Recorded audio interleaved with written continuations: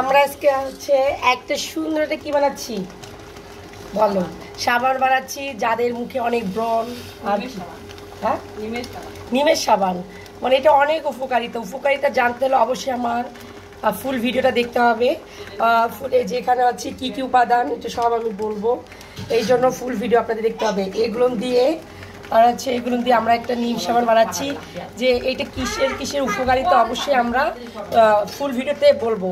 তো এই full video দেখার জন্য অবশ্যই কি করতে হবে, আমার চ্যানেলটিকে সাবস্ক্রাইব করে তারপর হচ্ছে